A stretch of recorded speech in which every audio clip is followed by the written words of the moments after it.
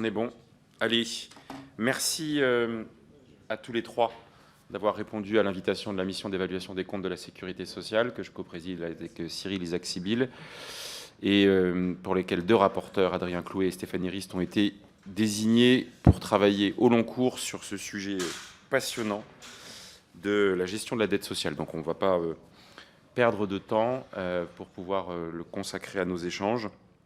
Et donc, vous avez vu les sujets que nous souhaitons aborder. Donc je crois savoir, Monsieur Ferras, vous commencez par une présentation. Cyril, tu veux dire un mot? C'est bon, alors on y va. Merci infiniment, Monsieur le Président, Messieurs les rapporteurs. C'est un plaisir d'être parmi vous. Je m'exprime ici uniquement en tant que relatif expert et pas du tout au titre de fonction que j'ai pu exercer ou que j'exerce. Et c'est donc uniquement en tant que personne qui cherche et qui éventuellement peut produire un certain nombre de propos hétérodoxes. Vous nous avez interrogé sur 3 points successifs. Le fait est que je vais me permettre dans cette introduction-là liminaire d'aller peut-être un peu au-delà des questions techniques que vous avez évoquées. Le premier élément, c'est que parler de dette aujourd'hui, et pas uniquement de dette sociale, n'est jamais quelque chose de tout à fait neutre, me semble-t-il, qu'aujourd'hui on est sur une logique de la dette qui est une nouvelle manière quasi anthropologique de regarder les relations entre les individus. Et que le débat qu'on a sur la dette sociale de ce point de vue-là doit être apprécié à cette aune-là. Donc il y a un certain nombre de sociologues, je sais que vous allez en recevoir certains, qui réfléchissent à ce sujet-là. Mais ce qui est vrai, c'est que le rapport à la bonne ou à la mauvaise dette varie beaucoup dans le temps et dans l'espace social. On l'a vu très récemment, puisque à un moment, alors même que toutes les économies développées étaient centrées sur l'idée de limiter à tout prix la dette et de garder des dispositifs soutenables, on a été amené à changer de cadre du fait des chocs extrêmement considérables auxquels on a été confronté. Et de ce point de vue-là, notre État-providence a été un peu différent, puisqu'on est parti sur une monnaie hélicoptère qui est l'État-providence sans les prestations sociales, une banque-providence qui joue un rôle assez important en termes de stabilisation des conditions macroéconomiques. Et à ce moment-là, on estime cette intervention-là absolument incontournable et nécessaire. Et c'est assez difficile d'ailleurs de sortir d'un message où on peut dire ce genre de choses à un moment, dans un contexte très particulier, pour ensuite revenir à une parole qui est relativement différente. On est toujours sur un changement de cadre quand même, et la période récente l'a montré. Ça a affecté les finances publiques en général, mais également les finances sociales, sur le fait que le public demeure le garant en dernier ressort et il va devoir garantir à la fois la stabilité économique, mais aussi les revenus et les profits. Derrière la dette publique, on a aussi une dette privée, on n'en parle jamais. Elle est très variable selon les pays, on a des risques systémiques qu'on a subi en 2008-2010 de ce point de vue-là, avec une société qui est assez paradoxale, où d'un côté, on a une aspiration à être tous rentiers, et de l'autre côté, en même temps, on est tous endettés. Donc il y a une question de à qui profite cette dette-là, qui la détient sur un plan international, sur un plan national, les singularités nationales dont on dispose, qui va être les conditions dans lesquelles on peut refinancer cette dette. On n'est pas du tout à traiter de la même manière et dans le même contexte, nous, Français, que le sont par exemple les Japonais, qui ont un niveau d'endettement et public et privé extrêmement important. Et la plupart du temps, on différencie cela, et c'est sans doute une erreur quand même d'analyse, parce que ce sont les deux facettes d'une même question, et la crise d'une dette privée conduit à une crise d'une dette publique et inversement. Et les conditions de refinancement de l'une et de l'autre ne sont pas tout à fait neutres. Alors, il est clair que comparaison n'est pas raison, mais est-ce que la dette est un problème français ? Oui et non. On est effectivement les premiers en termes de protection sociale en Europe, mais quand on regarde ça en parité de pouvoir d'achat, on se rend compte qu'on est moins soutenant que des économies qui sont plus riches, comme l'Allemagne, comme tous les pays d'Europe du Nord. Et quelque part, il y a une capacité ou non à financer un modèle social dont on définit relativement arbitrairement les contours, puisque si on garde la même approche du champ protection sociale en France et qu'on intègre les protections quasi obligatoires qui existent en Allemagne ou aux États-Unis, on diminue l'écart de dépenses et l'écart de recettes d'une manière absolument considérable. Donc il y a un biais cognitif assez fort. Ceci étant, ce biais cognitif-là, même si on le connaît, les investisseurs ne le regardent pas. Il y a une question de soutenabilité, une question des conditions de taux auxquelles on emprunte. Le problème de la dette sociale en France est surtout lié au fait qu'il n'y a plus de marge. mais l'absence de marge est liée avant tout au déficit public en dehors du social, quoi. Parce que la protection sociale dans un cadre général, et heureusement, elle a toujours contribué positivement au solde public. C'est-à-dire que les moments où elle est en déséquilibre, c'est les moments où toute la sphère publique est en déséquilibre. Et donc, cette contribution à l'endettement public devient à ce moment-là insoutenable et il faut le traiter, le réguler d'une manière soit générale, soit spécifique. La France a fait le choix d'un cadre plus spécifique. Mais on le voit ici dans les rapports, c'est sans commune mesure en termes de dynamisme et de poids entre la dette publique de l'État, la dette des collectivités territoriales, qui certes a un statut un peu particulier au regard de leur logique d'investissement, et enfin la dette sociale, mais qui n'est pas sans être une dette aussi qui conduit à apporter du bien-être, de la stabilité, et à certains égards est une autre forme d'investissement social. Donc la protection sociale a effectivement une part tout à fait réduite et ténue, mais dans un contexte où on a de moins en moins de marge de manœuvre, son augmentation pose une question de soutenabilité. Néanmoins, il est clair que dans tous les programmes de stabilité déposés par la France les uns après les autres, le levier principal d'équilibrage des finances publiques repose sur les finances sociales, quelle que soit la couleur politique du gouvernement.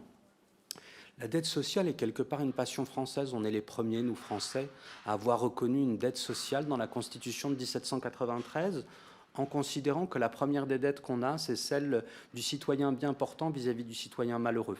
Les dettes et secours publics les secours publics sont une dette sacrée. On doit aider les plus malheureux. Et donc, au départ, cette notion de dette sociale dans la tradition française, c'est une notion de dette de solidarité, de fraternité, de reconnaissance des liens qu'on a interpersonnels entre les individus. Et donc, quelque part, le fait que cette dette augmente est quelque chose, dans une certaine approche française, de tout à fait positif. Ça montre qu'on est au rendez-vous de nos promesses et de nos engagements constitutionnels et interindividuels. Mais après, on a eu un dérapage, un poids plus important de la protection sociale. On a tous en souvenir la séquence de 96. Donc là, on met en place des dispositifs de cantonnement d'une dette qu'on estime insoutenable, et à juste titre, parce qu'elle conduit à des transferts entre les générations qu'on ne peut pas justifier. Ça, c'est un problème structurel. C'est qu'on vit structurellement sans prélever la recette nécessaire au financement de la dépense à un moment donné. Et donc, on met en place une mesure anti-transfert de dette, élevée par le niveau constitutionnel au niveau organique. Je la connais un tout petit peu pour les autres fonctions que j'ai faites. L'intention était louable, mais l'objectif, c'était de dire qu'à chaque fois qu'on transférerait la dette, on augmenterait la contribution au remboursement de la dette sociale, dans une approche pédagogique. On n'a jamais fait ça. On a trouvé des techniques et des mécanos pour prolonger la dette sociale, enfin la durée de vie de la CADES. Donc, quelque part, on a vidé d'une partie de son sens cette idée de dire quand on est face à un déficit structurel, on doit immédiatement ajuster la dépense pour ne pas faire de transfert intergénérationnel. On avait derrière cette idée tout à fait spécifique à la dette sociale sur ce champ structurel, compte tenu de cette nature structurelle, de résorber cette dette. Ça avait un sens dans ce contexte-là. Ce cadre et ces choix, ils restent néanmoins totalement et purement français par rapport aux questions que vous posez.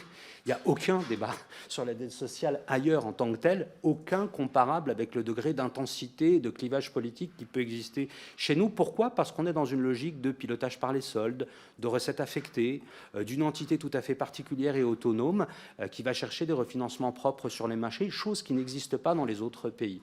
Vous le voyez ici, les choix institutionnels en Europe font qu'en Europe, on ne va pas se poser la question de la dette sociale, mais soit de la dette publique dans son ensemble, soit de la dette des collectivités locales qui assure l'essentiel du financement de la protection sociale, soit la dette de l'État qui porte cette protection sociale.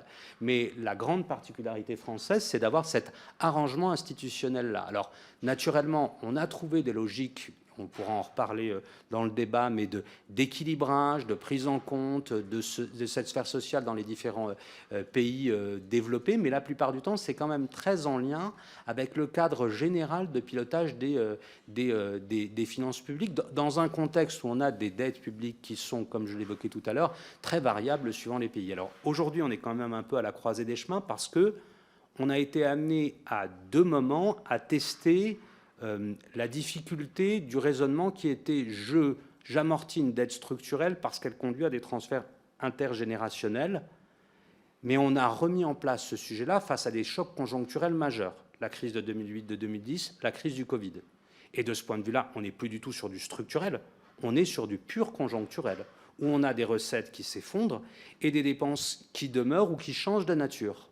Mais on n'est pas sur un problème de changement de modèle, on est sur un problème qui est systémique. Et le problème qu'on a, c'est qu'on a apporté deux réponses différentes.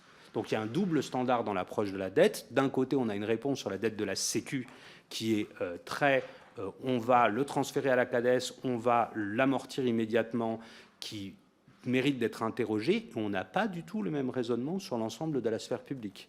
Ce qui correspond à des choix par ailleurs qui consistent à dire que dans les dernières années, l'équilibrage des comptes sociaux a été moins une priorité qu'il ne l'était précédemment, puisque précédemment, on avait une sorte de priorité à la recette sociale, à la dépense sociale dans les équilibres des finances publiques. Les choix politiques qui ont été faits au cours des dernières années ont conduit à souligner la nécessité d'investir sur d'autres champs des finances publiques et donc à avoir moins de préférences de ce point de vue-là. On avait quand même une situation impensable, c'est que pour la première fois dans l'histoire publique financière de la France, on allait rembourser une dette avant la Covid. C'était ça qu'on allait faire. On n'a pas pu le faire compte tenu de la défaillance conjoncturelle, mais on en est là aujourd'hui à cette question-là.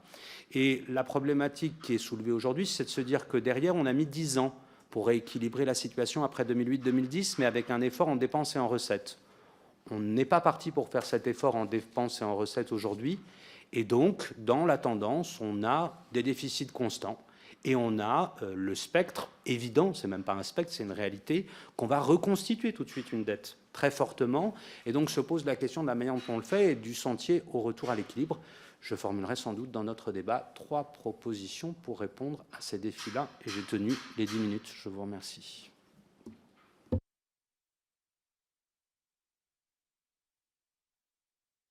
Je ne sais pas si vous avez un ordre préféré, sinon j'allais vous donner la parole, Monsieur Dussart, puis Madame Zacharius. Ça vous va comme ça, comme... C'est bien.